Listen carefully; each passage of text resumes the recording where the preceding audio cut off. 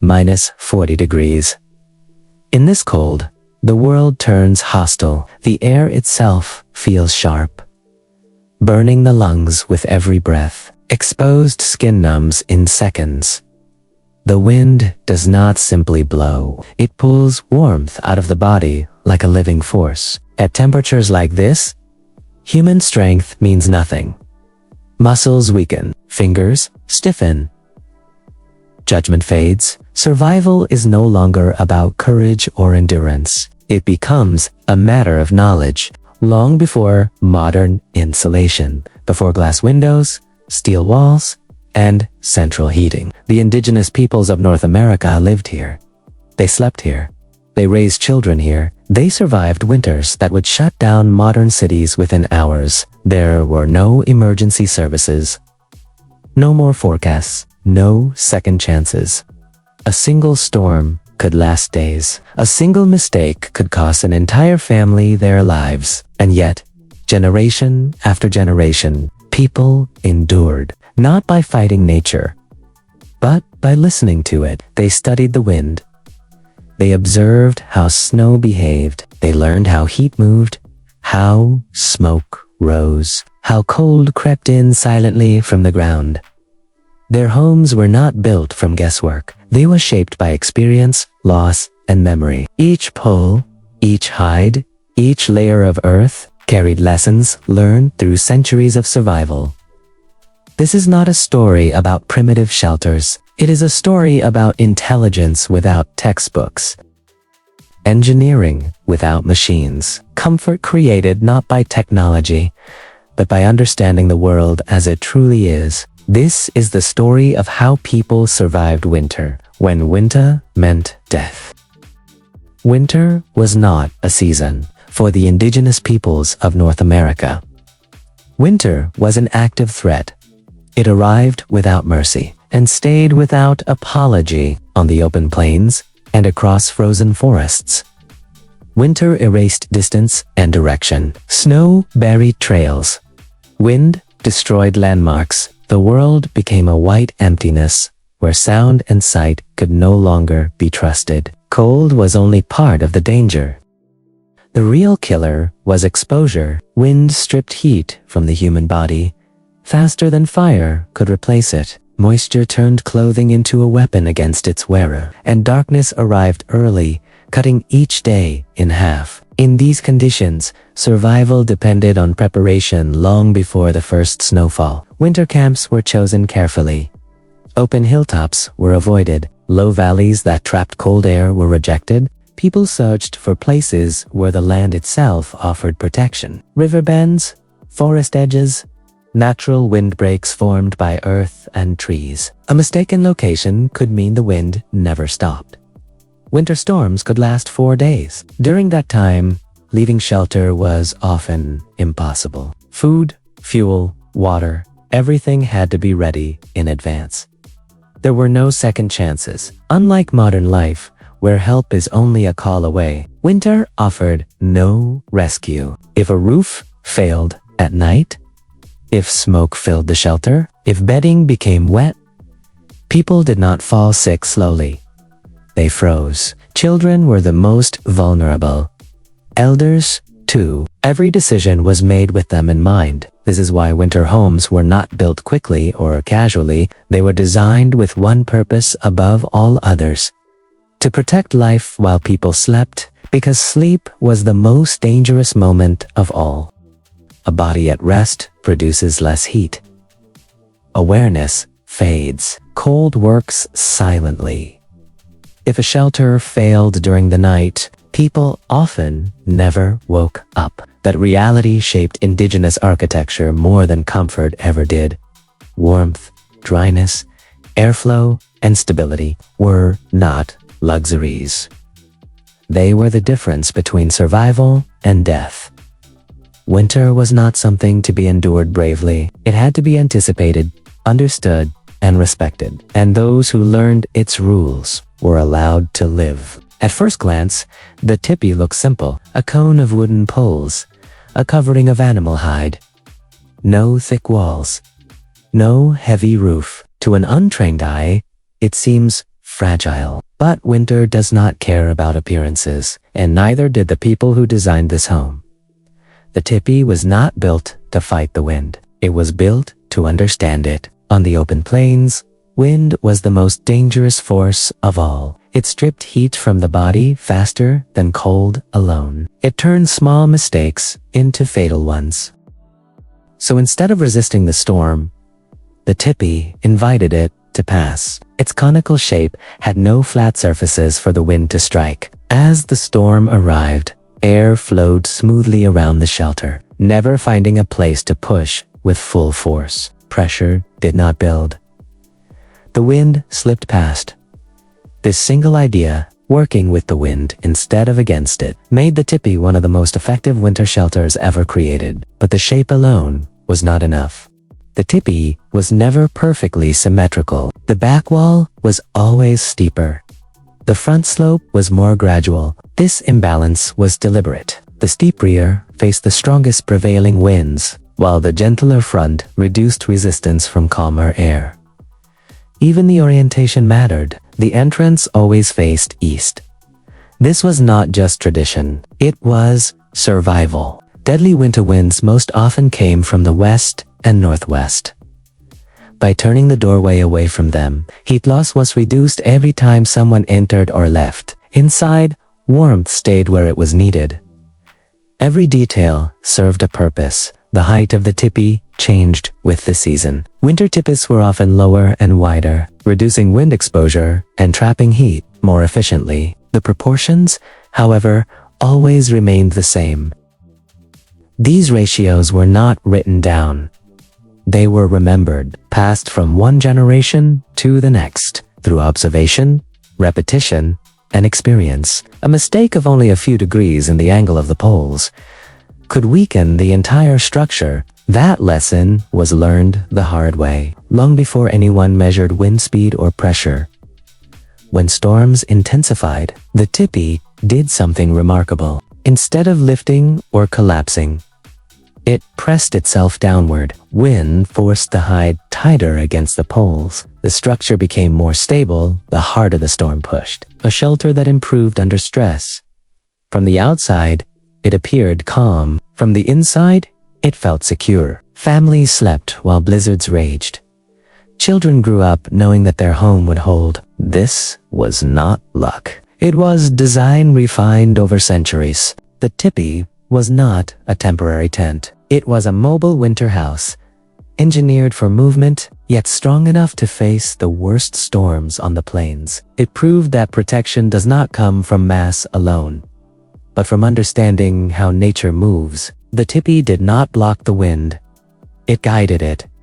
And in doing so, it kept people alive where survival seemed impossible. A winter shelter does not fail all at once. It fails at its weakest point. The indigenous peoples of the plains understood this deeply. They did not believe that strength came from stiffness. They believed it came from balance. The frame of the tipi was not a random collection of poles. It was a living structure. A small number of main poles formed the core. They carried the weight of the shelter and defined its shape. These poles were chosen carefully. Not every tree was suitable. Default textile wood had to be strong, yet flexible. Too rigid, and it would snap under pressure. Too soft, and it would bend out of shape.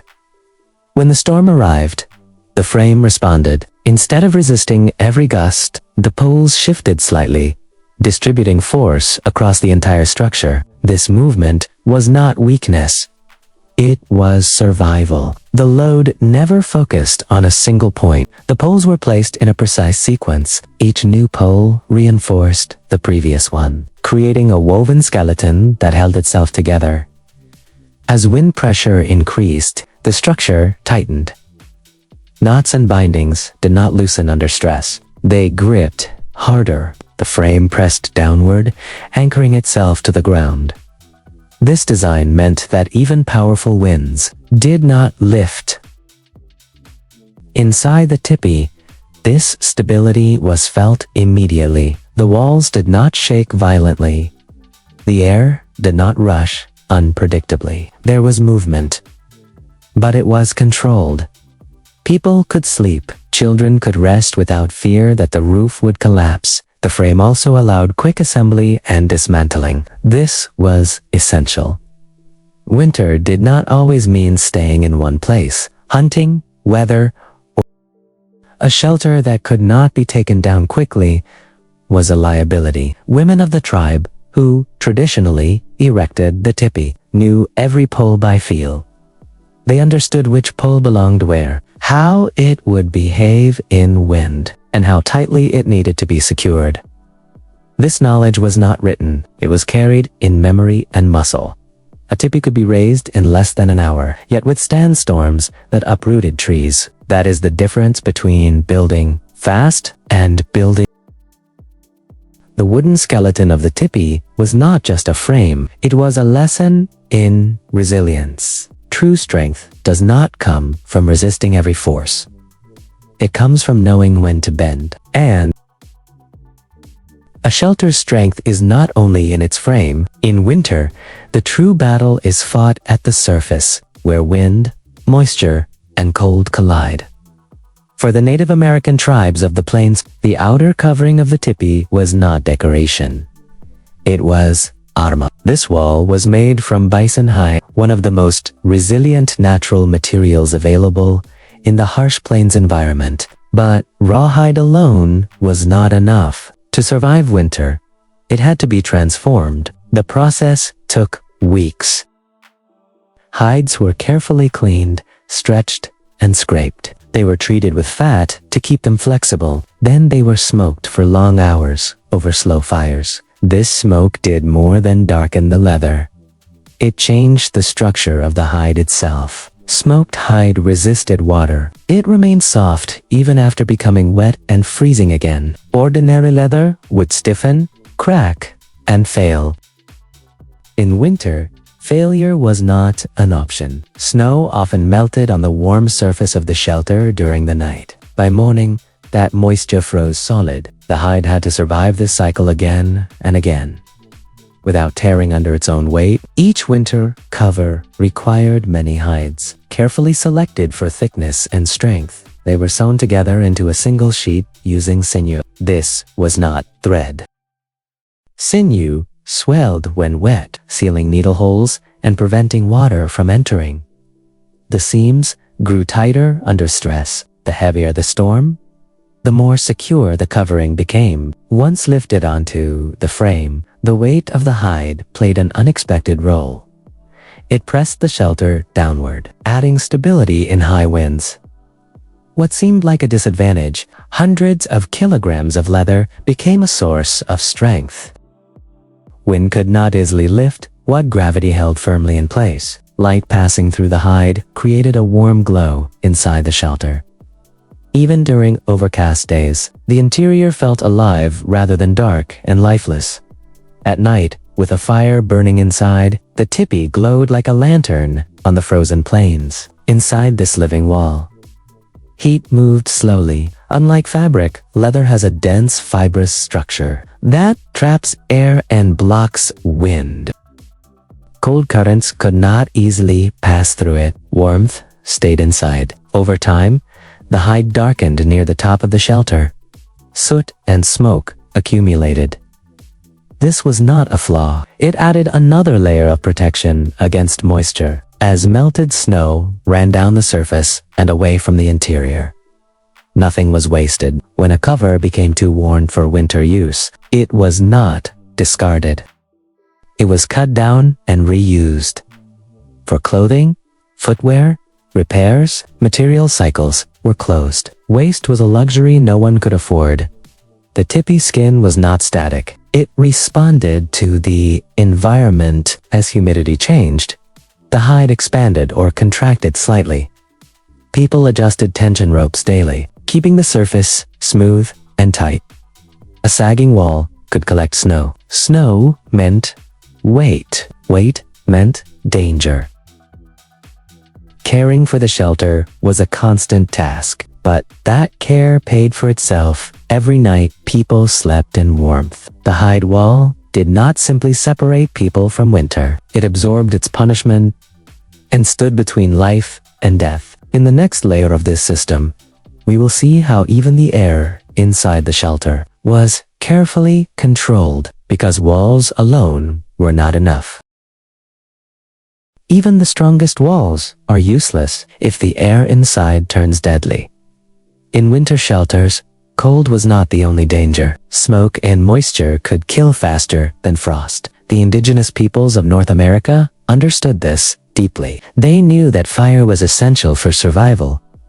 But fire without control was lethal. The solution was simple, yet profoundly intelligent. Inside the tipi, an inner lining was installed. A second wall, made from hide or cloth, hung a short distance away from the outer shell.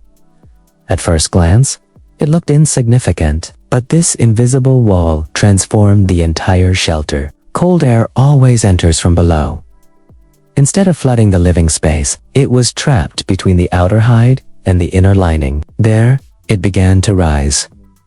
As the cold air warmed slightly, it carried smoke upward toward the opening at the top of the tipi. This created a natural draft, a chimney effect without pipes, fans, or machinery. Smoke did not linger. It did not roll back into faces. It escaped cleanly into the winter sky. Without this system, a sudden gust of wind could force smoke downward, filling the shelter and suffocating those inside. With it, the air moved predictably and safely. The inner lining also solved another silent threat: condensation. Warm air inside the shelter met freezing outer walls. Moisture formed and ran downward. Without protection, this water would drip onto sleeping people and bedding, soaking furs and stealing warmth. The lining created a barrier. Water ran down the inside of the outer wall and drained harmlessly to the ground. The living space remained dry. Dry meant warm. Dry meant alive. The lower edge of the lining was tucked beneath floor coverings, sealing off drafts at ground level. This created a bowl of warm air, where people slept directly on the earth, without freezing. Children crawled on the floor. Elders rested close to the ground. The cold never reached them. Above the lining, the air was cooler and smokier, but no one lived there. The shelter was carefully divided into zones of comfort and danger. This inner wall was installed only for winter. In warmer seasons, it was removed to allow greater airflow. Its presence marked the difference between a temporary shelter and a true winter home. Often, the lining was decorated, painted symbols, family stories, and tribal history turned a survival tool into a living record of culture. Sitting by the fire, people did not see bare poles and hides. They saw identity, memory, and belonging. All of this airflow, insulation, ventilation, moisture control was achieved without metal, glass, or machines. Only observation, only understanding. The inner lining proves a powerful truth. Survival is not always about adding more material. Sometimes it is about guiding what you cannot see. Not all winter homes were meant to move. For some Native American tribes, the safest place during winter was not above the land, but within it. Along major rivers and fertile plains, people built earth lagas. From the outside, these structures appeared simple. Low, rounded mounds rising gently from the ground, easy to overlook, easy to mistake for part of the landscape. But beneath the surface, they were among the most stable winter shelters ever built.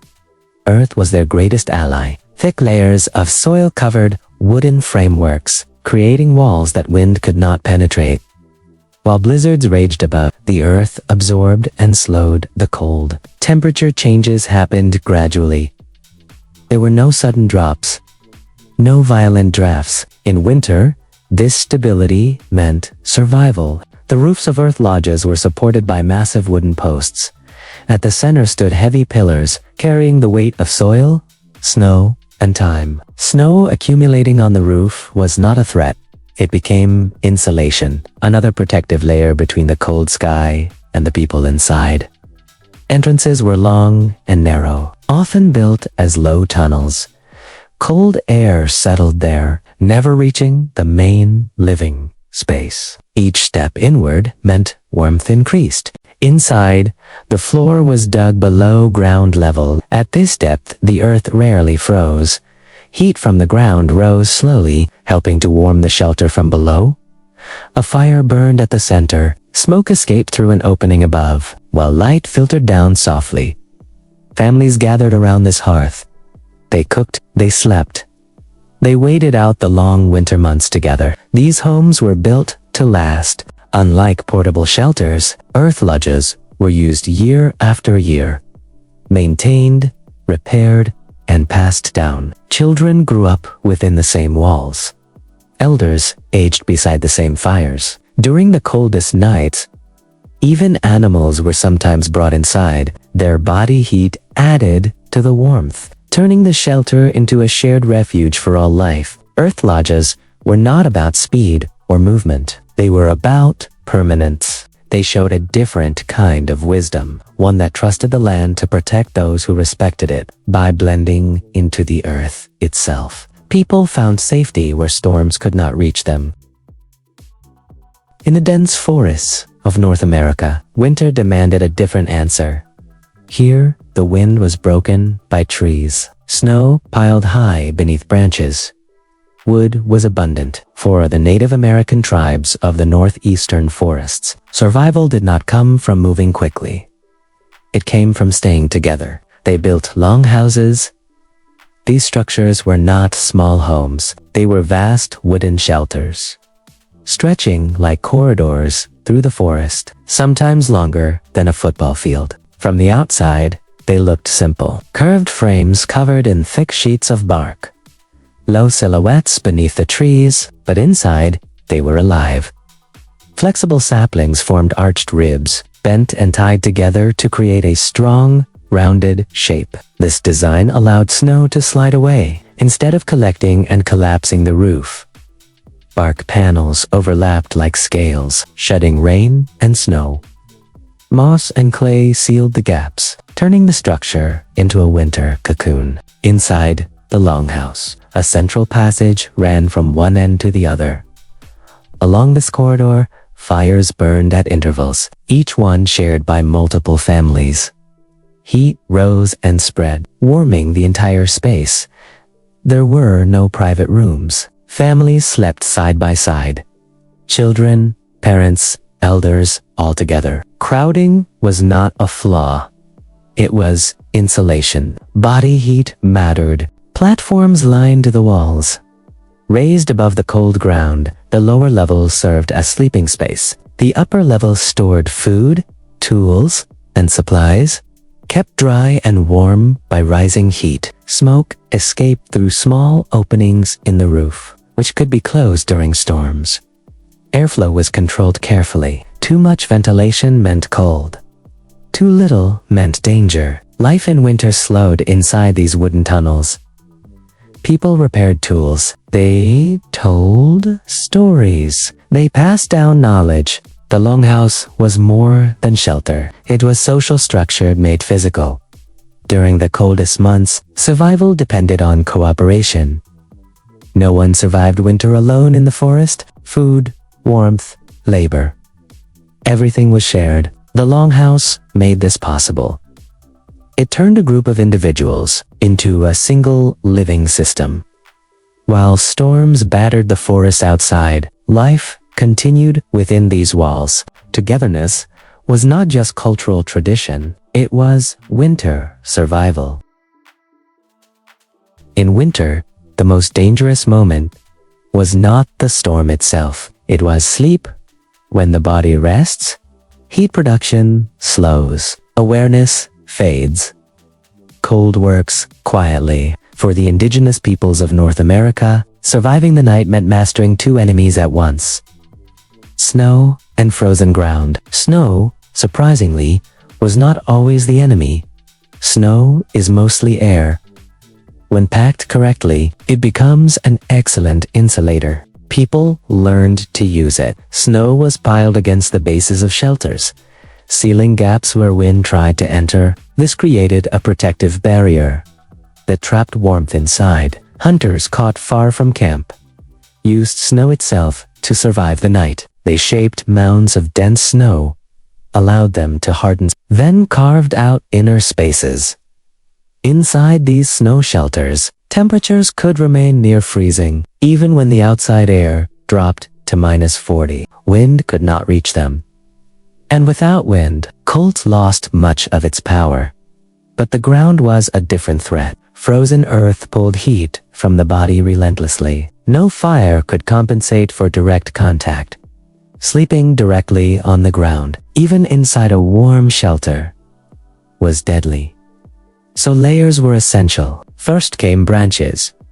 Willow, spruce, whatever was available. They lifted the sleeping surface off the frozen soil and trapped air beneath.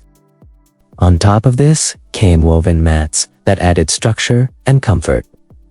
Finally, thick animal hides were laid down, often bison hides with dense winter fur. Fur trapped warm air close to the body, creating a stable pocket of heat.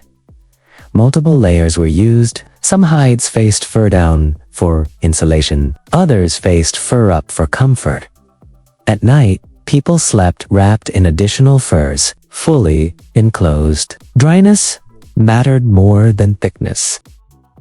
Wet bedding lost its insulating power and became dangerous. Every morning, when possible, hides were aired in the cold sunlight. Frost removed moisture and killed parasites. In permanent shelters, raised wooden platforms were sometimes used. Even a small separation from the ground made a critical difference. In some regions, moss was added to bedding layers. It absorbed moisture, remained dry to the touch, and retained warmth. Even the ground beneath the fire was prepared carefully. Before nightfall, fires were burned directly on the earth. The ground absorbed heat. Afterward, coals were moved aside, and bedding was placed on the warmed surface. This created a primitive form of underfloor heating that lasted hours into the night. Every detail served one purpose: to preserve body heat while sleeping. Because people understood a simple truth: they themselves were the only source of warmth. Walls could block wind, fires could add heat, but survival depended on keeping the body's own warmth from escaping into the endless cold. Mastering sleep meant mastering winter. And those who did. These winter shelters were more than places to sleep. They were lessons, passed quietly from one generation to the next. Each pole placed with memory. Each hide stretched with care. Each layer of earth and snow shaped by experience. The indigenous peoples of North America did not survive winter by accident. They survived because they listened. They listened to the wind. Instead of trying to block it, they listened to the ground. Instead of fighting its cold, they watched how snow moved, how heat rose, how air flowed, and they built homes that responded. In a world without metal, glass, or machines, they created systems that controlled temperature, airflow, and moisture. With astonishing precision, these were not primitive shelters. They were intelligent designs, refined through centuries of failure, success, and survival. Today, we often believe comfort comes from technology alone, from thicker walls, from stronger materials, from more power. But winter reminds us of a deeper truth. Comfort comes from understanding. Modern architecture still borrows from these ancient ideas. Passive heating, natural insulation, wind-oriented design. Long before blueprints and engineering degrees, people understood how to live with nature instead of against it. These shelters allowed families to survive the harshest nights. They allowed children to grow. They allowed cultures to endure. They were not symbols of hardship. They were symbols of resilience. When storms erased the world outside, life continued inside these homes. Stories were told, knowledge was shared, Communities held together. Winter did not end civilization here. It shaped it. And perhaps the greatest lesson these homes offer us today is not about the past. It is about the future. In a changing world where extremes are becoming more common, the wisdom of living in balance with nature may be more important than ever. The people who built these shelters understood something simple, yet profound. Survival is not about conquering the environment. It is about belonging within it.